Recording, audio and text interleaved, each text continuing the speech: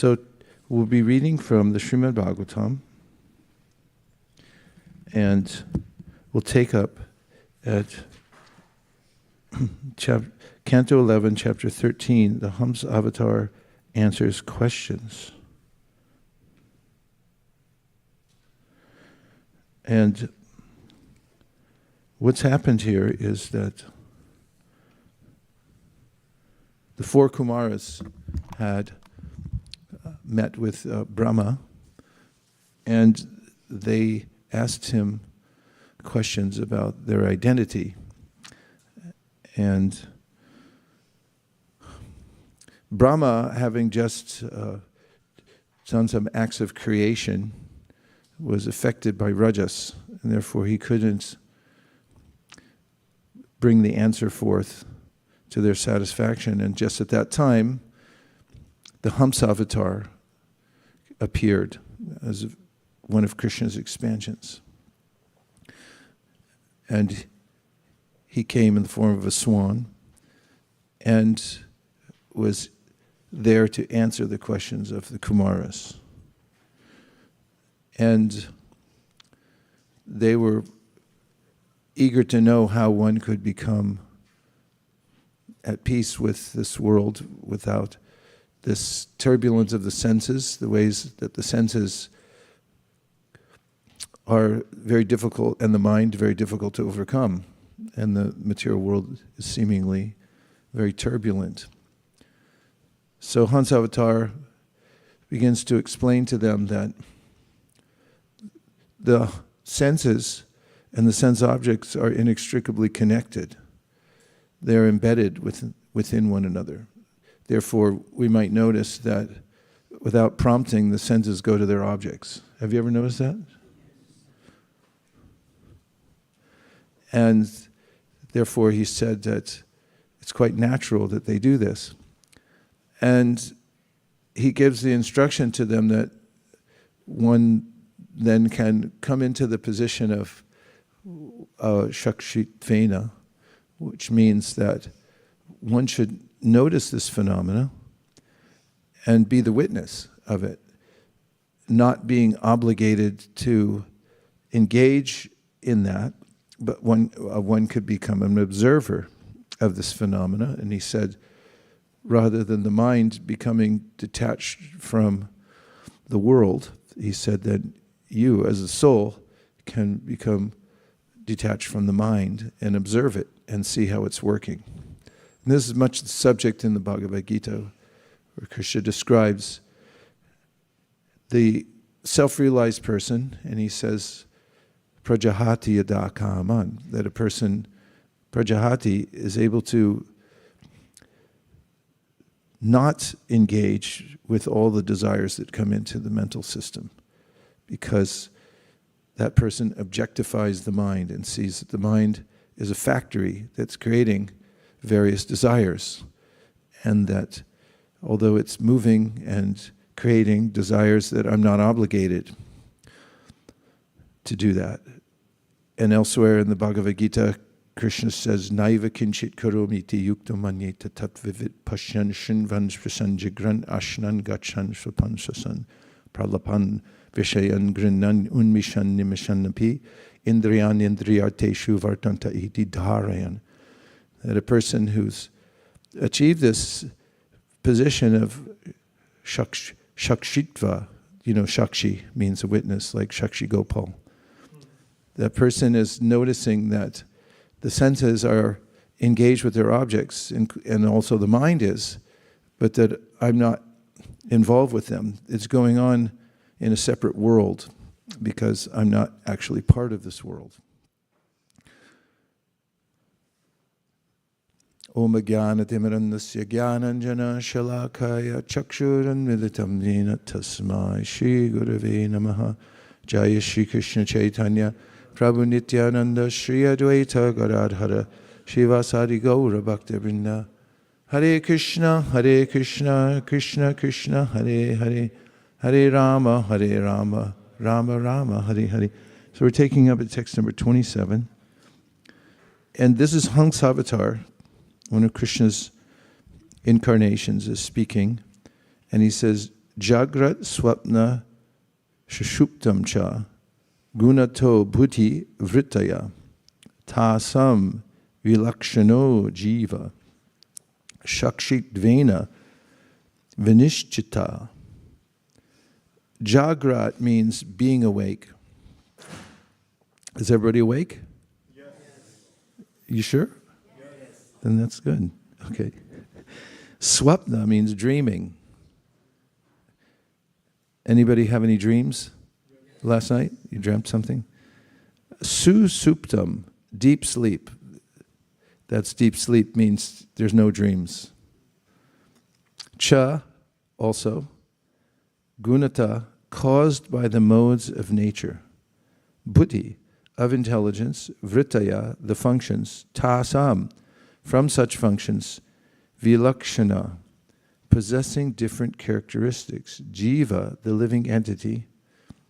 Shakshit-dvena,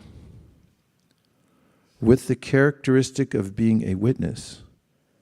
Vinishchita, is ascertained. Translation: waking, sleeping, and deep sleep are the three functions of the intelligence and are caused by the modes of material nature. The living entity within the body is ascertained to possess characteristics different from these three states and thus remains as a witness to them. Shall we say together? Yes. Waking, sleeping, and deep sleep are the three functions of the intelligence and are caused by the modes of material nature. The living entity within the body is ascertained to possess characteristics different from these three states and thus remains as a witness to them. Purport: the spirit soul actually has nothing to do with the material world, having no permanent or natural relationship with it. Real renunciation means to give up the illusory identification with matter in its subtle and gross forms. Sushuptam, or deep sleep, indicates sleeping without any dreams or conscious activity. These three states are described by Lord Krishna as follows: Sattvaj jangranam vidyad rajasaswapnam adishet pravaspam tamasa jantos turiyam trishu santatam. One should know that wakefulness is born of the mode of goodness, dreams from the mode of passion, and deep dreamless sleep from the mode of ignorance. The fourth element, pure consciousness, is different from these three and pervades them. Bhagavatam 11:25-20. Real freedom means shakshit-dvena, or to exist as a witness to the functions of illusion. Such an advantageous position is achieved by development of Krishna consciousness. So Bhaktivinoda Thakur describes how, because we are spiritual beings who are now residing within a material body, and we have relationships in the material world, that we have two duties to perform. One is called paramartika and the other vyavaharika. Vyavaharika means that we have duties in this world because although we're not our bodies, we're within a body and it's born into a particular circumstance, family, society, and unless you're Jad Bharat, then you have some ways that you have to carry out your duties on that level. And the other aspect of our life, he said, is paramartika, which is an awareness and the activities that go along with that of our ultimate goal in life. And that we're primarily interested in our ultimate goal, which is to go back home, back to Godhead, and to revive our relationship with Krishna. In the Bhagavad Gita, Krishna explains to Arjuna that the soul is never diminished by any material association. The material nature is turbulent. It's always changing. It's conducted by the modes of nature, which Krishna says in the 14th chapter of the Bhagavad Gita, are always competing with one another for supremacy. There are sometimes upsurges in the mode of goodness, sometimes in the mode of passion, sometimes in the mode of ignorance. And the mind, which is what Krishna says in the 15th chapter of Bhagavad Gita, is the center of all the senses, is also part of the material nature. It's a material instrument. So it's affected by these modalities as well. Therefore, Krishna says we're grappling very hard with the material nature. And throughout the Bhagavad Gita, Krishna gives us advice about how to be in the world and do our vyavaharika duties, while at the same time not becoming bewildered and thinking that actually I am part of the material world. Even though we're not part of the material world, we have to act in some ways as though we are. So Krishna's advice goes towards showing us how to do that duty in this material world with a sense of offering it to the Supreme, whatever duties we're doing, and not becoming disturbed by the changes. He says this in the beginning of the Bhagavad Gita, Matra sparshas tu kauntaya shitoshna sukha-dukkata agama paino nityas tam sthitāḥ svabharata. Sthitāḥ is an important concept in the Bhagavatam and also in the Bhagavad Gita of tolerance. Tolerance of the changes that go on in the material world. That can be achieved especially for one who knows that ultimately I'm not affected by these changes. And Krishna also recommends doing work which is non-binding, and the kind of work that's non-binding is work that's offered to the Supreme. That is, we do our duty and connect to the Supreme. There's a conception Krishna gives in the Bhagavad Gita, the Varnasrama, which means that whatever position in life we're in, and we will find ourselves in various positions and situations, because as we come out into the world, we're introduced to a particular family. It says, welcome to the clan. Here's your new clothes. Here's what we eat. Here's how we talk. And we also, because of our previous associations, as Krishna says in the Bhagavad Gita, Purusha prakritisto hi bhunkte prakriti jangunan karanam guna sangosya sarasad yoni janmasu. We have a predisposition towards the world. Some things we like and other things we don't like, naturally because of our previous associations which have caused impressions within the mind. Therefore, Krishna has created this system so that in all the various situations in our life, and according to our predisposition, we can be engaged in work in a certain way, and we can also be in a kind of practice in life, no matter what duties we have to do, that connect us to Krishna, to remind us of Krishna. This comes up also in the 8th chapter of the Bhagavad Gita, where Krishna describes the force of material consciousness and how it's carrying us from one situation to the next. We're actually being moved forcibly. And it's because we've developed a certain kind of consciousness by our association in the material world, as I just quoted from the 14th chapter of the Gita. And so Krishna then says, Tasmat sarveshu kaleshu mama nusmarayujacha mayarpita manobhir mami vaishyasya samshaya.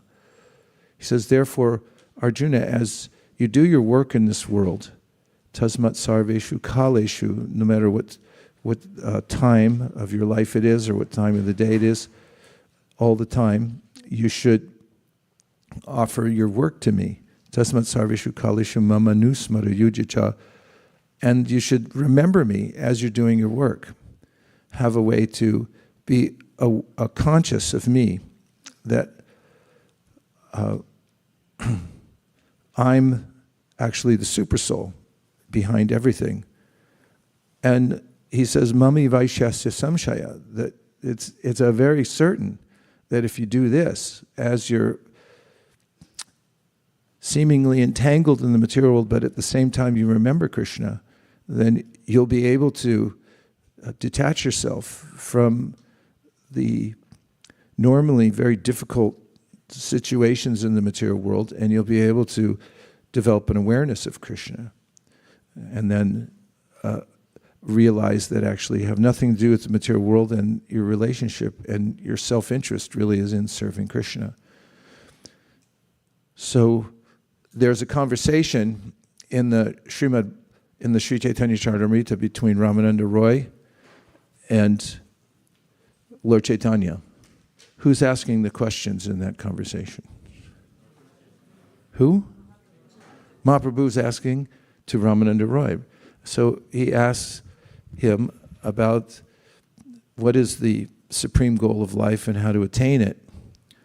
And Ramananda Roy mentions various ways to do this. He says that one should take up Varnasrama. And Mahaprabhu says that he didn't find that answer to be complete. So he said something about it being external. It's kind of superfluous. Basically, what he's saying is it's not going to work very well. And then Ramananda Roy gives several other suggestions. One of them that comes next after mentioning Varnasrama. Varnasrama means to work in a system of varnas and ashrams. Varnas means that people have certain proclivities for work. Some people are naturally very scholarly and cerebral and peaceful, and they like thinking and understanding and then presenting it to others. They teach others, like, here's how you can do it. And then there's a class that are forthright and they are strong in will and they like to stand up for others and protect others. They're called Kshatriyas.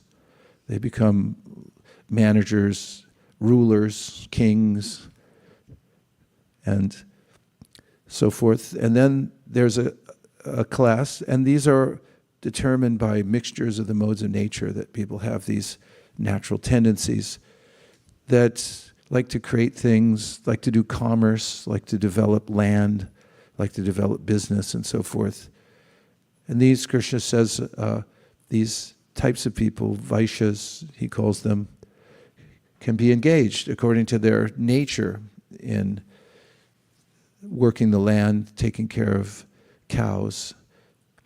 And then there are those who are very expert at doing service for others, fixing things, and they're just really good at making sure everything works and making sure that they tie up all the loose ends to help everybody else make their things work.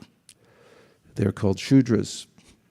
So all these are necessary and important, and there's a natural way that people have proclivities that fall into these various categories. And then there's an ashrama system. Ashrama is a way to live your life in a way that you live naturally in a normal condition of life, but you're situated in such a way that you're giving your energy towards God at the same time, so you don't waste any time in life. So generally the first ashram is a student life, because when you're young, you can learn things quickly, and your mind's very open to hearing new things, learning them, taking them in. And also, this is called the brahmachari ashram, and in this ashram there's ways in which young people don't mind doing austerities, waking up very early in the morning, right? And this ashram is meant to teach fortitude and internal strength. If one lives in such an ashram, one lives without thinking that I own anything, and just lives to serve in the home of the spiritual master, and then does things for the guru and thinks everything's for the guru and so forth. So learns selflessness, and that actually I could be happy just by service. And then after that, there's the grihastha ashrama, and in this ashrama, one in this kind of classroom, one learns to live married life, family life, and keep everything centered around Krishna in the family. So if one is in the grihastha ashram, one's married, one has children, one has a house, a griha, and in the house one keeps the deity, and then there's some kind of spiritual vibration going on in the house. This is, and those working, they dedicate the fruits of their work to Krishna. Then the vanaprastha ashram means there's a natural time in life when one's married, and then one's economic situation is stable. One can then just start to not be so absorbed in economic development. Kids have grown up, and the grihastha couple will then travel extensively, especially to holy places, and do services like teaching Krishna consciousness to others and so forth.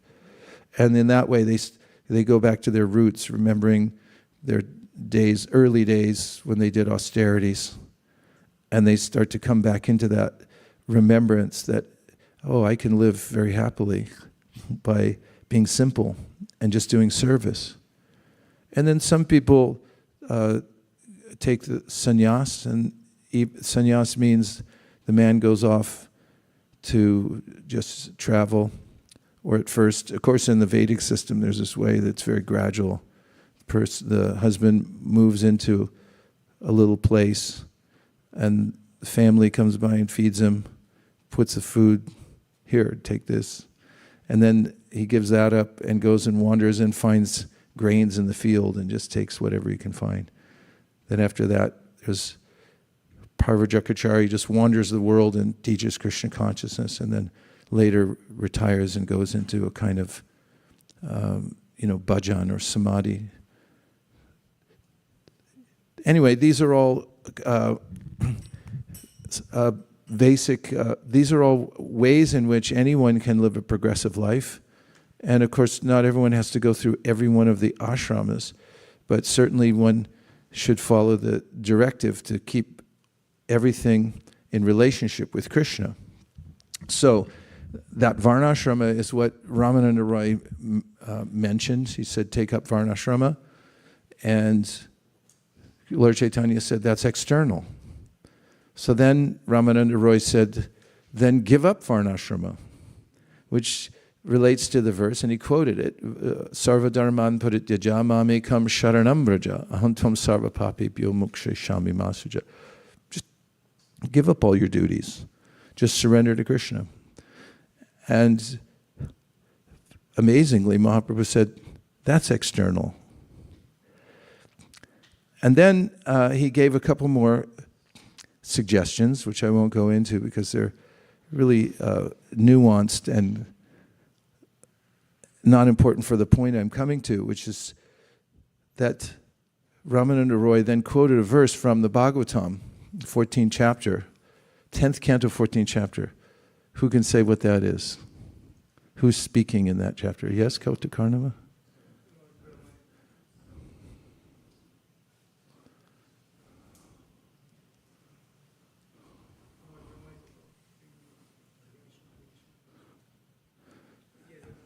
Yellow mic.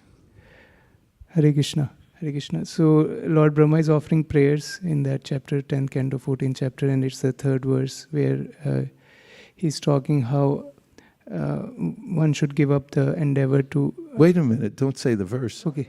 I was just asking what's happening in the chapter, Okay. in general.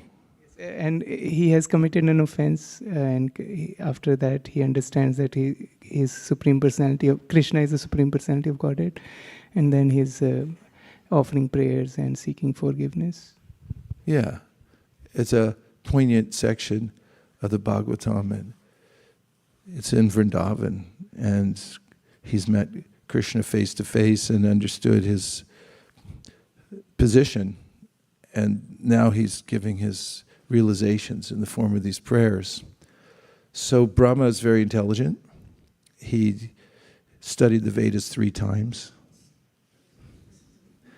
And he understood very well, except not completely, because Krishna's not so easy to understand. But then finally, Krishna put him in a situation where he could actually realize exactly how powerful he was, and how beautiful he was, and how compassionate he was.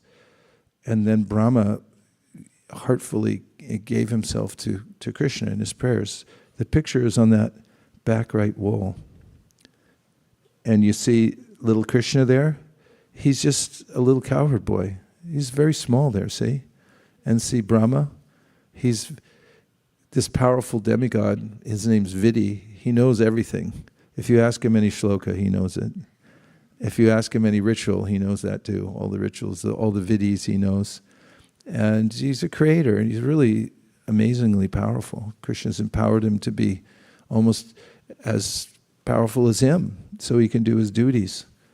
And there he is before a tiny little cowherd boy in the forest and offering these prayers.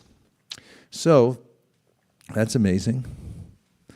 And what does he say? As Kautakarnava Prabhu's went right to the verse, because he understands the progression of this conversation. He gave the verse that Mahaprabhu accepted. And this is important for us because we don't have a lot of time, right? Yes. Kind of busy, right? It's hard to keep everything together as it is. We'd like to go right to the point and say, so what works? Should we concentrate on being very Vedic, and should we be in the Varnasrama? It's like, yeah, but what's the essence of it? How do we come to this point? Well, we can understand from Lord Chaitanya and what he accepted. So he says in this chapter that you should give up trying to understand God through cultivating knowledge. It doesn't mean that we shouldn't get knowledge from the Bhagavad Gita and Śrīmad-Bhāgavatam, but there are munis that speculate about the position of God, and there are myriad books and treatises written to try to understand the nature of the world and the nature of God, various philosophies. And those who are very intelligent become attached to them and propagate them to the world. So basically he's saying, Brahma, that don't worry about all these various philosophical systems and trying to understand me or Krishna with your intellect. So he says, Jnane prayasamura pasya namanta eva jivanti sanmukharitam bhavati avartam, which means completely give up that idea. That's not how to understand Krishna. He's tried. So then he says, sthāne sthitāḥ śruti-gatāṁ tanu-vāṅ-manobhir, that from your position, hear about Krishna and use your ears. So check and see if you have them. Did you remember you had ears when you woke up this morning? No, you didn't. Don't tell me you did. You didn't remember. And we barely ever remember what assets we have. It's just like, oh, I don't look good, I don't like this shirt. But, remember, you're born with ears. So he's saying that's your biggest asset. If you use them to submissively hear the transcendental vibration about Krishna, then you'll come to the perfect stage. Now, my point, and I heard this from Prabhupada, why did Caitanya Mahāprabhu say that sarva-dharmān parityajya is external? Of course, it's an important verse, and we go to it over and over again, surrender to Krishna. But Prabhupada said, after Krishna said this, nobody did it. The Bhagavad Gita was there for thousands of years, but who said, okay, I'll just do that right now. That's why Caitanya Mahāprabhu came to show practically how to do it. And he's revealing it in this conversation and elsewhere, but especially here, of what that means, how to surrender to Krishna. So Prabhupada said the reason it's external is because most people can't do it. From the position that we're in at the time, when there's so many obligations to the world, and we feel perhaps that my practice of Krishna consciousness is intermittent, or whatever it may be, the idea of, okay, I'll just drop everything and do this, it doesn't seem so practical. Therefore, it's external. However, because you have two ears, and you can take time, as you're doing right now, to listen to the Śrīmad-Bhāgavatam. And anyone can do that. And this is one of the points of why it's an effective process. You can sit and listen, and you can know everything. Now, that's amazing, because sometimes one might think that it would require much more than that to know everything you need to know. But God has made a provision for every living entity. Squirrels know how to open a walnut, which is amazing to me, because it's really hard for me to open a walnut. In fact, we had a little sack of walnuts, and Nirkula gave most of them to the squirrels, because she said it's easier for them to open them. And she put them outside, and they came along and said, yeah, I know how to deal with this. I know what a walnut is and how to open it. I was like, how do you do that? We need a nutcracker. I can't open it. And, I mean, don't get me into all the animals, but mongooses, they fight with cobras. They're so expert. How did you learn that little kung fu move to catch a cobra? Because I'm not going to do it. Every living being has some strength, and it's provided by God. Om Purnamada Purnamidam Purnat Purnamudachyate Purnasya Purnamadaya Purnam Eva Vaisesika. The Supreme is the complete whole. And everything that comes from the complete whole is also complete in itself. There's a complete arrangement within the world for each complete unit to maintain itself. Of course, human beings can mess things up temporarily. Like I heard Prabhupada this morning say, the British thought it was wise to split the countryside into Pakistan and India. And he said he left the agriculture on one side and the industry on the other side, so the two can't cooperate. And therefore there were problems, food shortages and so forth. He gave that as an example of the way people artificially arrange things and therefore mess up the already perfect system in nature.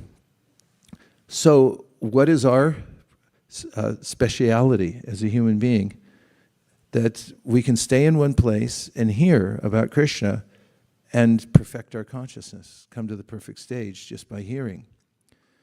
And by hearing about the nature of the soul and our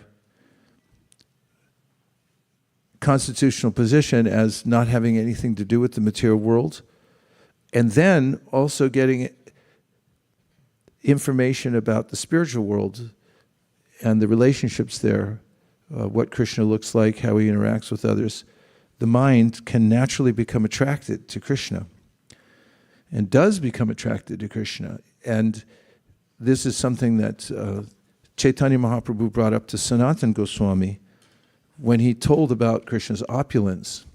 He said that Narada Muni went to see Krishna in Dwarka, and he saw that he had 16,000 palaces. There are some wealthy people in the world nowadays, and usually they have more than one house because, you know, you got to have more than one house. If you're rich, what are you going to do with all the money? You got to have more than one car and have more than one watch. But we don't know anyone who has 16,000 watches or 16,000 cars, but to speak of 16,000 houses. So Krishna has that, but there's more. Most people in the material world, if they're wealthy, they have a hard time keeping up their houses. yes, I have houses, but eventually they sell them. You'll see that very rich people, they'll put their house on sale. They had 500 acres in Montana. Seemed like a good idea at the time. A big ranch-style house, but they never go there. They live in LA. And if you leave a house for very long, it gets filled with spider webs, and for some reason, it just falls apart. Lots of people have apartments in the Dom. It's like, yeah, let's live in the Dom, and then they get an apartment. And it takes a lot of maintenance, doesn't it, to maintain that place. What to speak of 16,000. So Krishna was within each one of the palaces, and he had a family there. He had a wife, queen, family, in each one of the 16,000 palaces. And Narada went around to see what was going on in all the palaces. So when he looked in one palace, he saw that Krishna was playing with grandchildren and he was riding around like a horse. That is, he was acting as a horse and his grandchildren were on his back. In other places in another place, he saw that Krishna was sitting with Uddhava, who was his trusted counselor for performing various duties. And they were drawing out some plans. And in other places, he saw that he was talking with one of his queens. And this way, he went around to all the palaces, or most of them, and saw that Krishna was the same Krishna in each place, but he was doing something different in each place. So Caitanya Mahāprabhu was telling Sanatana Goswami that when you hear about Krishna's opulence, at first the mind says, wait, what? Because I can't do that. Therefore, this must be some kind of mythology. But as one goes on hearing and then understands the philosophy of Bhagavad Gita, where Krishna describes how we're actually very tiny and he's unlimitedly powerful, and points out that we can look at material nature and see how powerful he is. Just see the power of a seed. If you look at it in your hand, it looks like a little insignificant fragment of who knows what. I mean, it's hard to understand what a seed is until you plant it in the ground and pour some water on it, and then a big tree comes up. That's a miracle. How do you do that? I mean, who thought of that? Who engineered a seed? And you say, well, I could do that. Well, could you do this? Could you get a seed that grows up and then it has fruits that have more seeds inside? Can you do that? Not yet. Not ever. We're tiny. We can't create such things. But Krishna says in the Bhagavad Gita, Bijamam sarva-bhutanam, that's me. That's my power. You can see it. Try to understand my opulence within the seed. And when one sees that, no, there must be a supreme, and then one can understand that the supreme, Prabhupada said, must have his own life. It's not that the supreme will just be our order supplier, because in the material world, our relationship with Krishna is as order supplier. God, give me this, God, give me that. Right? Everyone's saying, God, get me out of this, get me out of that, and also bring more of this and less of that. That's my prayer. So that's not the position of the Supreme, logically. The Supreme is the enjoyer, the Supreme enjoyer. Just like a rich person in this world is supposed to be a big enjoyer and not be have to serve anyone, just be served all the time. It doesn't work out because it's not the constitutional position of living any. But in the definition of real God, it does work out because that's what his constitutional position is as the supreme enjoyer. So then one can understand that there must be a situation where this amazing person who's just by his thought process has created the whole material world and designed all the elements in it, has made everything complete, also has a life of his own. Taking that progression and then hearing how the Śrīmad-Bhāgavatam is spoken by personalities who are spotless in character, like Shukadeva Goswami is described in the beginning of the Bhagavatam as one who is not attached to the material world. He has no vested interest in it. There's no He's not asking for some profit back for his teachings. And the saintly devotees who have heard Śrīmad-Bhāgavatam and passed it along, we can gain faith and understand the Mahajans, the great souls, and how they've revered the Bhagavatam and mentioned it as the panacea. And if we do that, and then we hear about the opulence of Krishna and his personality, then it can begin to awaken within our heart. Or first of all, Caitanya Mahāprabhu said, it purifies the mind to hear about such opulence. And then we can also hear about Krishna's activities in Mathura, where he's interacting with the inhabitants there, and we can hear about his association with the devotees in Vrindavan, where he has loving exchanges, and is seemingly not God, but actually just a cowherd boy.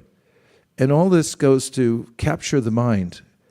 This gradually attracts the mind to the reality of the spiritual world. And meanwhile, Krishna says in the Bhagavad Gita, as we're becoming attracted and purified by hearing, that our engagement in the material world, it seems less appealing, because as Krishna says in the Bhagavad Gita, yehi samsparshaja bhoga dukkha yoanaya evate adyantavanta konteya nate shuramate buddha, that it becomes troublesome. The way that I try to enjoy in the material world, there's the law of diminishing enjoyment. Please open a couple doors. We need a little more air in here. Remember we tried that experiment before, and we could realize that living beings need air? Watch, you'll see everybody come to life. Then,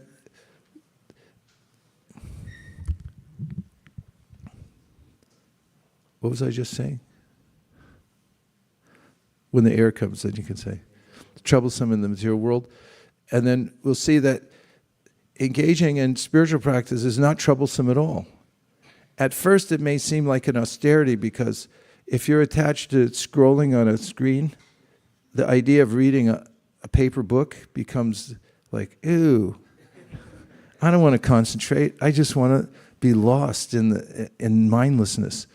But actually, we are happy by nature, and we're connected with Krishna. And when we understand that it's actually not an austerity, and we start to appreciate it, then there's a way in which we come back into our original consciousness, which is Krishna consciousness, and we're attracted to the spiritual world. So Krishna says in the Gita, Vishaya vinivartante niraharasa dehina rasavarjam rasopyasya param drishva nivartate. When you taste the Supreme and you see it for yourself, then the rest of the activities that we're naturally engaged in, but, or I should say, we don't feel obligated to be attached to them. We're no longer attached to them because we've experienced something higher. So this leads, Brahma says in his prayer, to a position where we love Krishna, and we're fully absorbed in thinking of Krishna with love and serving him with love. And in that situation, Krishna becomes attracted to us also, so much so that he feels obligated to us, in a sense, because of our love. And then Brahma says, Jita Jito, that the unconquerable, Ajita, becomes conquered by our love. But how does that happen for an ordinary person who's living in, let's say, Iowa or Nova Scotia or Cupertino, or as some of you like to say, Cupertino? How does it happen for somebody like that? Sthāne sthitāḥ śruti-gatāṁ tanu-vāṅ-manobhir, using the hearing process, the two ears. That's the entry process. If you hear for long enough, then all of these transformations naturally take place within the heart. And when it comes to the position, which is normally would be unimaginable, which is to be a lover of Krishna, so much so that Krishna loves you, or he already does, but there's a sense of him being conquered by your love. And that's mentioned in the Bhagavatam, that the devotee actually ties up Krishna with the ropes of love, and Krishna won't leave. So Krishna already won't leave. He's already there as the Paramatma. But our relationship with him changes when we develop a sense of love, because yeyatamam prapadyante tam sthitāḥ bhajamyaham. Krishna says, however you approach me, whatever your mood is towards me, then I'll reciprocate in that same way. So the problem's not with Krishna, and it's not that he's being elusive, but it's just that I've fallen asleep at the wheel, and that's not good. You know, you smash into a tree, and then it's like, why is God so mean to me? Because, you know, like, I'm such a good person, this was a great car, but now it's ruined, and my life's ruined. It's like, well, why'd you fall asleep at the wheel? So this verse describes how there are these three stages that define material life. The so-called awakened state, that's in the mode of goodness. It's not transcendental, it's the mode of goodness. You know you're awake, right? Especially now there's air. When you wake up in the morning, you know the difference between I was sleeping, now I'm awake. And even when you're in deep sleep, you awaken and say, oh, I feel refreshed now because early I was sleeping, even though in that deep sleep state called susupti, you're not unconscious, but you're conscious of nothing. And then you awaken and you realize that, oh, I was in another state because you were there and now you're here. But these are all the churnings of the material nature. But there's another state beyond those, which is transcendental. And it can be attained by anyone by being in contact with Krishna, by the process of devotional service, which begins with hearing and chanting. And one can attain perfection in life and actually raise oneself, raise one's consciousness to that transcendental level. By how? By listening and being attentive to hear Krishna's message. Now we'll take a few reflections and questions. Yes, Krishna Saka. Hare Krishna Guru Maharaj, Dandavat Pranam. Thank you for the enlightening class. I have a question. In the beginning of the class, you mentioned soul should become detached from mind rather than mind become detached from senses. So, can you explain, like, practically? I have some experience, but still I'm not very clear. So, like, difference. Even intelligence is material, right? So, how we can understand like soul to be different and detached? Well, the intelligence is material also, but it's still higher than the mind. And something that's less subtle can't understand something that's more subtle. So the mind can't understand the intelligence because it's grosser than the intelligence, but the intelligence can understand the mind because the intelligence is more subtle than the mind. And therefore Krishna says, Evam buddhi param buddva samstabhyatmanamatmana jahi shatra mahabaho kamarupam durasadam. That you can fortify your intelligence by hearing from me and understand the workings of the mind, and you could observe it and to see how the mind's attracted to various elements of the material nature inextricably, and you could make that observation through the lens of the intelligence. And in a very practical way, you might just notice yourself and how your mind changes at various times. Like, have you ever noticed that when you go to sleep at night and when you wake up in the morning, you're of two different minds? Like, your mind went for a long journey, and there's a lot of churning in sleep. The mind's going through a lot of machinations and associations with people. Lose your ticket, can't catch a flight. And then you wake up, it's like, where am I now? Oh yeah, right. And what do I have to do? What's my duty? And you can notice that. You can be the observer, shakshitva. You can observe the fact that your mind was different at night, now it's in the morning, so you're the one watching it. And you can see, oh yeah, it was like that then, now it's like this. And you can see, if you're a little observant, in fact, in self-help, people talk about making this little gap between your emotions and your reaction. So this also means that you're being observant rather than just being caught up in the currents that the mind brings to us because of the changing modes of nature. And it's like, oh yeah, I just felt a surge of anger. Like, yeah, isn't that interesting? It's not really me. It's just the state of my mind right now because my mind's not purified.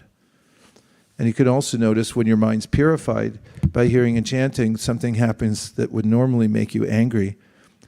You think like, wow, that's interesting how the material nature works. You're the observer. You're watching it happen. You're not carried away by it, by the state of your mind. Yes, Prabhu? Hare Krishna Maharaj. So I'm a little bit confused about the intelligence because you mentioned that it is still subtle, but also material. I guess when we do spiritual practices, is it that we're spiritualizing the intelligence, or like how is the process working there? Yes, we're spiritualizing the intelligence. And when you put an iron rod in fire, and it becomes warmer, and then hot, then red hot, then it changes color. It also changes quality because it is iron, but then it becomes fire. You can transform material elements from one thing to the next. So the intelligence can become transformed. And in this chapter, Hansavatar talks about how the materially directed intelligence is what keeps us in the material world. It's samsara chittam. It's like the intelligence in the material world is tuned to try to enjoy the material nature. That's the main thing. Everything's about like how am I going to enjoy these three modes? Where will I be situated so I can enjoy them the most? That's the materially contaminated intelligence. And then that becomes transformed. When Caitanya Mahāprabhu instructed Sanatana Goswami and Rupa Goswami, he told them, your constitutional position is a servant. And if you use your intelligence to figure out how to serve Krishna more and more, then it gets purified and it starts to transform. And instead of directing you, the intelligence is very powerful. You see human beings. We were driving across the bridge the other day, near Kula and I, across the San Mateo Bridge, and we were thinking, wow, how did they do this? I couldn't do it. And what to speak of all the trouble it took to build a bridge. Like, why did they do it? It's like, hey, there's more shopping over there in the East Bay. Don't you want to be there? That's usually the motive. It's some economic push. Like, let's get over there. There's oil, and everyone's trying to figure everything out based on like what's best for enjoying my senses in the material world. That's how the material intelligence is contaminated. The pure intelligence means that it's thinking how to serve Krishna. So in devotional service, sarvopati vinirmuktam tatprapvena nirmalam, hrishikena hrishikesha sevanam bhaktiruchite. There's a way in which we engage our intelligence to think how to serve Krishna. Like, look at this garland. The garlands at ISV, I was there. I saw them in the early days. Bless the souls of those who made them because they were accepted by Krishna. But they were really straggly. And I mean, Jamuna was bringing a box of carnations. That's all we had. That's all the time. We were so poor. And you could just get one box of carnations and somebody with, a needle and thread put them together. And we also, kids, did not have any air conditioning in our place. And in the summertime, those poor little garlands became the rattiest little things you've ever seen after about an hour in the 100-degree temperature inside the temple room. We lived through that, 7 years of it. So, you look at the deities and go like, what are they wearing? There'd be little dried up carnations, I slightly digress. But look at what they're doing now. This is spiritual intelligence. There's no reason in the world to do this, such artistry in making garlands, unless you're, engaging your intelligence in Krishna. And I mean, this is, whenever I show these to people, I take these out and give them to people in the world who have no idea what a garland is. They've never seen one before, and they go, what is this? Who made it? You know, that should be in the Smithsonian. It should be. I mean, look at that. So that's spiritual intelligence. Those who come take care of the deities, they're thinking how to dress the deity so nicely. And then those who are trying to spread Krishna consciousness, they're just thinking 24 hours a day. Like, what do we do next? How are we going to ship the books in? How are we going to store them? You know, where are we going to get the money from? Where's all this? This is, this is engaging the intelligence in Krishna's service. And so then naturally that material element, the intelligence, the buddhi, it changes quality. It gets transformed. Brahmarpanam, Brahmahavir, Brahmagnir, Brahmanohutam, Brahmaiva tena gantavyam, Brahmakarma samadhina. Krishna says in the Bhagavad Gita that anything, any dravya, any material element that you use in the service of the Supreme, it becomes transformed. That's the secret. And he says, so spirit, this matter is just spirit covered over with ignorance. What's the ignorance? It's separate from Krishna. I'll use it for myself. It doesn't make any sense. Like the hand saying, like, there's a nice cake. I'll eat it. No, let me handle this. Like, hey, wait a minute. You're supposed to put it in the mouth. So I was like, no, I got this. It's like, did you like it? Like, I didn't really taste anything. And that's in the material world. We're just smashing everything up. You know, it's like it seems like a good idea, but you don't get anything out of it. So we're being reconnected. Our intelligence is being reconnected with Krishna. And the transformation really takes place when we understand our real self-interest. I remember once I was in Jagannath Puri with a friend of mine, and we were circumambulating the temple every day. We'd go around and sing Brahma Samhita, and we'd stop at various temples around the temple. And I remember I was reading Prahlad Maharaj at the time, and he says in his prayers to Nrsingadev that the person who decorates his face and then looks in the mirror notices that the image in the mirror is also decorated. Right? So then he says, we're like the reflected image of Krishna. So if we decorate Krishna, then we become decorated.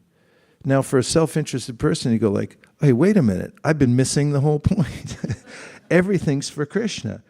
There's this switch that gets flipped, and then we understand that actually my real self-interest is in giving to Krishna because I'm part and parcel of Krishna.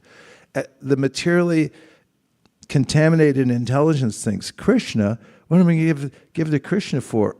Like, I'm God, I'm the center. This is a diseased condition of life. We're not actually. We enjoy by giving Krishna enjoyment.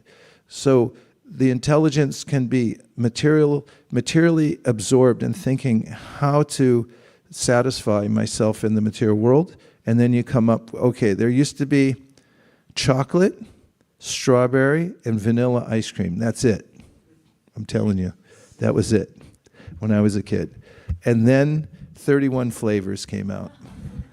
Who thought of that? Somebody who was thinking like, there's not enough enjoyment in the material world.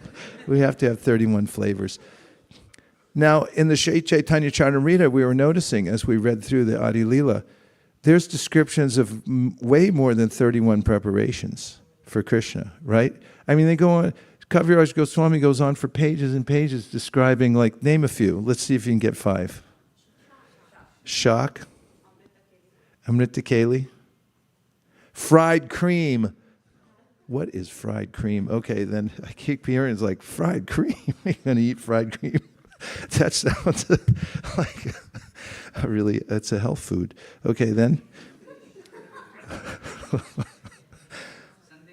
Sandesh, work with me, people. Squash. It goes on for pages and pages. Everyone's going like, wow. Well, and some devotees ask, like, why are we, getting treated to all this, especially on Ekadashi? So the point is that nothing wrong with variety. Variety's fine. Let there be unlimited variety. But all these descriptions are what was offered to Krishna. And amazingly, when you hear about the bags of Raghava, Damayanti used to cook for Sri Caitanya Mahāprabhu so lovingly. Their whole consciousness was absorbed. just like these garlands the devotees making. They're just absorbed thinking, I'm going to offer this to Radha Madan Mohan. And so she was thinking, how am I going to offer this to Caitanya Mahāprabhu? I got to cook it perfectly.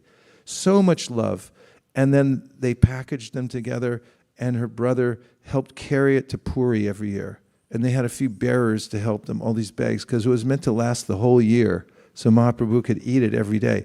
Now, when devotees who are in tune with the idea that by serving Krishna, we become happy, they hear this, tears come down their eyes. So when you start hearing like how Krishna was offered all these preparations and tears start coming down your face, you know you're like moving into a new realm. When tears start coming down your face because, you know, you didn't get the offering. Of course, that's not bad either because it's prasadam, you know, you should cry. But, you know, there's a change of heart. We actually change our intelligence. Our intelligence, the intelligence of somebody, purified intelligence, they're always thinking how to engage everything in Krishna's service. They're thinking how to spread the Sankirtan movement all over the world, Prabhupada said. Prabhupada says in the Upadeshamrita, this is the sign of the most advanced devotee. The Uttama Adhikari is thinking 24 hours a day how to spread Krishna consciousness all over the world. So the intelligence is there, but it's different. It's thinking, how do I give this to others? How do I please the acharyas and so forth, rather than, where's mine? How come I didn't get enough? And that's called samsara chittam. There's a way that the chitta is absorbed in samsara. Okay, there's a couple more. Yes.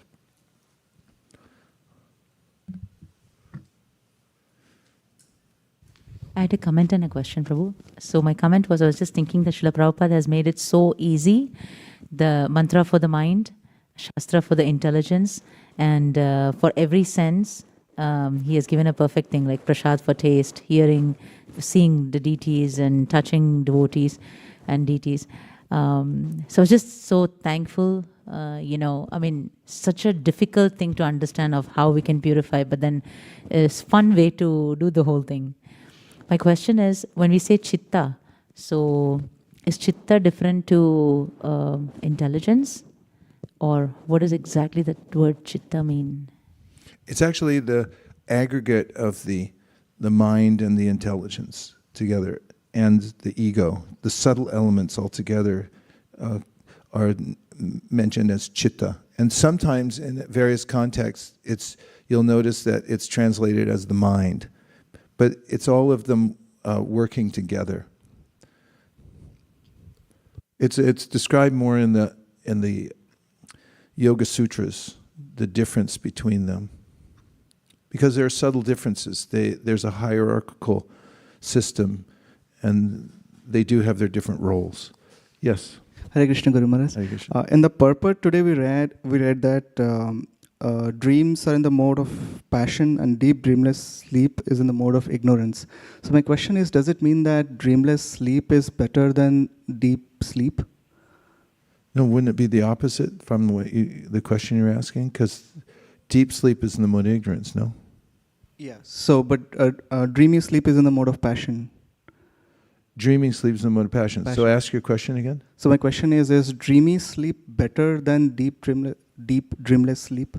Well, it's good to get deep sleep. We need the mode of ignorance. It's not that because the mode of ignorance is here, we have to, if you didn't have the mode of ignorance, you wouldn't be able to go to sleep, actually. You can't sleep without it. So we're, as I mentioned in the beginning, we're inextricably connected to the material nature. So the way the body works, there are different times a day, then we depend on the mode of ignorance. We're able to go to sleep. Interestingly about sleep, it's mentioned in the Tattva Sandarbha. There's a verse from the Shvetashvatara Upanishad that talks about how at the time of deep sleep, all of the nerve endings, there are tens of millions of nerve endings within the brain, and they all then go into one major nerve at that time. They're all not firing as much, and and they all depend on this one major nerve. I forget the name of it right now, I'm sorry. This is also confirmed in modern science. It's similar data from research on sleep science.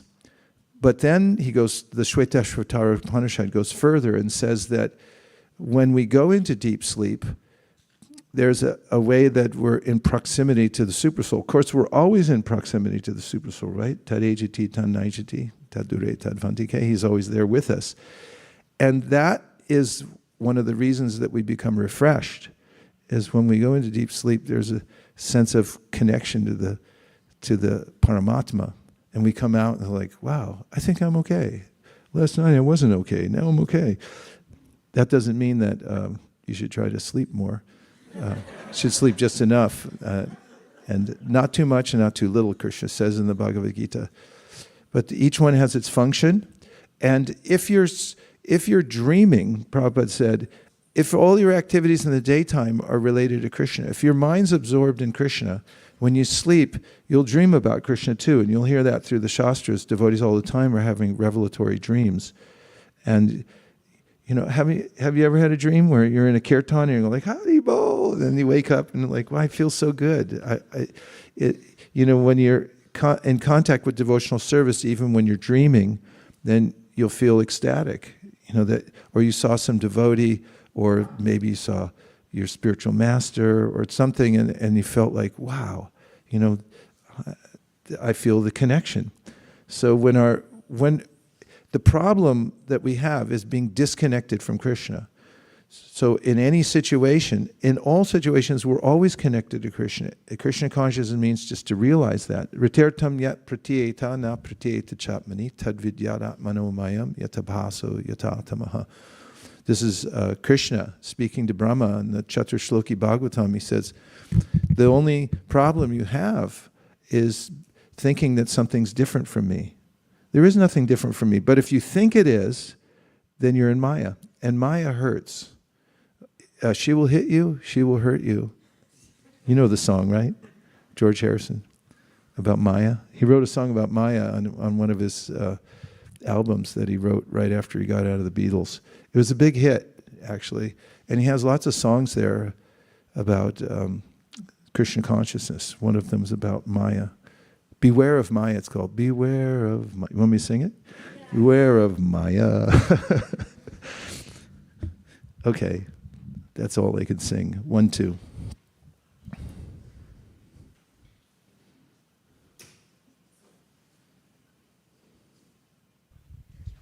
Hare Krishna Maharaj. I wanted to confirm and consult with you that so there is Krishna, and then he designs the plan for this world, and all jivas. He designs what? Like plan for this world, like for everybody. Plan. He has a plan, and then jivatmas, we also have minute independence. More often than not, I make a lot of wrong decisions. So I want to consult even my independent decisions, or whatever independence I have, I want to consult that with Krishna. And you were talking about chanting and hearing as the main point of entry for spiritualizing your intelligence. So how do I connect these two? Me using even my independence to somehow be in line with Krishna consciousness, and then spiritualizing intelligence. In the Gita, Krishna says one who studies this sacred dialogue between Arjuna and me worships me with their intelligence. And when you worship Krishna with your intelligence, by hearing the Bhagavad Gita, your intelligence gets purified. Have you ever had this experience? You read Bhagavad Gita and then you just feel fortified? It's like, I know how to do the right thing because I just read Bhagavad Gita. So if you read it every day, that's very helpful. You may come to situations where like, okay, I could do this or that. In Krishna consciousness, I'm not sure what to do. Get an attorney. You have to get an attorney. Like, find some devotees who have been around for a while, have been through a lot, and have kept applying Krishna consciousness in their life, and they say, what did you do? That's how you get guidance from different sides, from the Shastra and from people who are living in the Shastra. And then if you ask those questions like, what do you think? Should I do this or that? And they say, well, this is what I did. And it worked out, so you could try that. Fact is, if your intention is right, if you intend to serve Krishna, in other words, let's say you have a decision to make. It's a big decision, say an economic decision. And then you ask yourself this question, what's better for my service to Krishna? I can make more money over here, but I know I'm not going to go to the temple because I'll be so far-flung, in such a far-flung place, I won't make it. That makes it simple, right? And or more complicated. And then you decide, okay, I'll take less money, but I'll live next to the temple. I'm just saying as an example. And then you go for that. Okay, then Krishna will make everything work properly because your intention was right. When your intention is right, when your motive is right, when you're doing things, then it's going to work out. And if your motive's wrong, it doesn't matter what you do, it's going to turn out wrong. Krishna is the one who's carrying everything. In fact, I had this realization the other day. I'm glad I thought of it because I could share it. I woke up in the morning, I say a prayer before I stand up. First thing I say, Nama Om. Before I even sit up, I say, Nama Om Vishnu Padaya Krishna Preshtaya Bhutale Śrīmate Bhaktivedanta Swaminiti Namane Namaste Saraswati Deve Gauravani Pracharine Nirvishesha Shunyavadi Paschatya Deshadarni Jaya Shri Krishna Caitanya Prabhu Nityananda Sri Advaita Gadadhara Shivasadi Gaur Bhaktivinoda Hare Krishna, Krishna Krishna, Hare Hare, Hare Rama, Rama Rama. By then the ignorance is like dissipating fast, right? And then to say, Jayati Jana Nivaso Devaki Janmavado Yadu Parishat Swardobhira Asyana Dharmam Sthirachara Vijinana Susmita Shri Mukhena Vrajaputa Vanitanam Varyam Kama Devam. It's a very beautiful prayer to Krishna, which really goes to his personality and how he relates to all kinds of people and animals and everybody. And then I swing out of bed, put my left foot on the ground first, learn this from one of the parityas, and say, oh, Mother Bhumi, please forgive me for stepping on your surface. So I like that, because wow, Bhumi's here, she's allowing me, entrance, and I'm not going to take it for granted. I don't have a sense of entitlement. Before I put my right foot on the ground, then I put my right foot on the ground, and then I say thank you to Srila Prabhupada and to Krishna and Lord Chaitanya and several others, like people that I greatly admire and have helped me. I just say thank you to them. I learned that from Satyadev Prabhu. He said every morning he gets up, he stands in front of a picture of Prabhupada and says, thank you, Srila Prabhupada. And I started doing it. And say, you do it, I'm going to do it. So I started doing it, and immediately I feel this gratitude.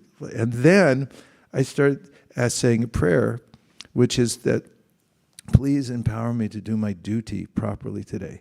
And it's amazing, when I hear that word duty, I just think all I have to do is do my duty. I'm imperfect in every single way possible. But if I have the motive just to do my duty to serve Krishna, then everything's going to be okay. There's nothing that can go wrong at all. If you try to do your duty for Krishna, if you line your motive up in that way.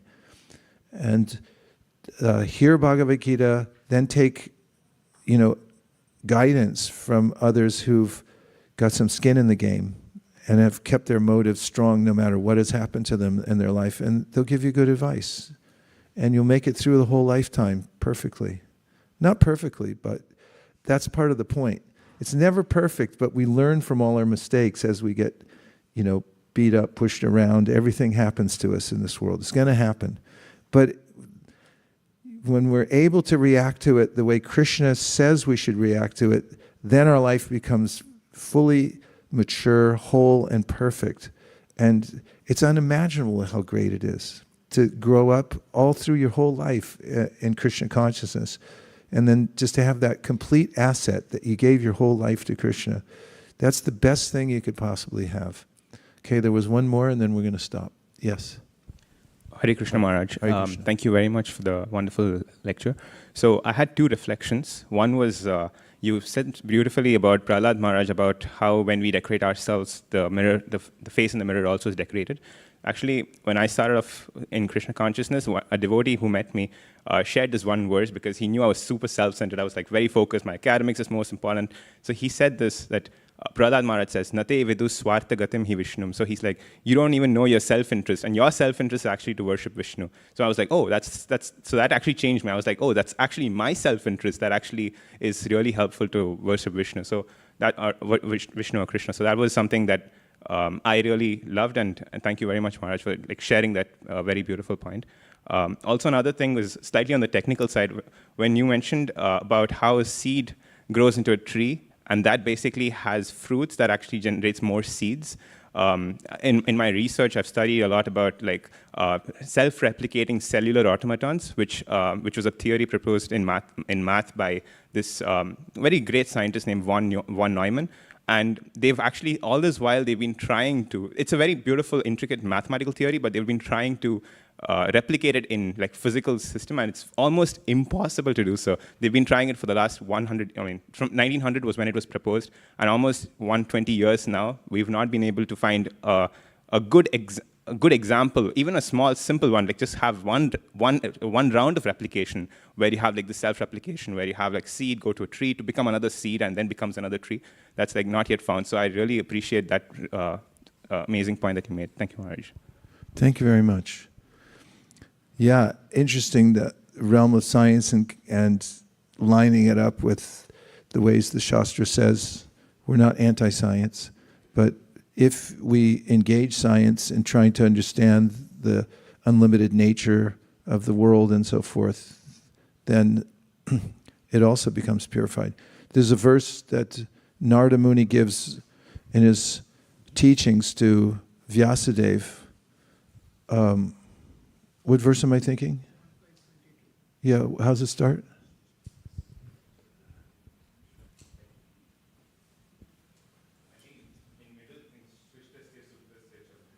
Yeah, that's the middle. I need the first word.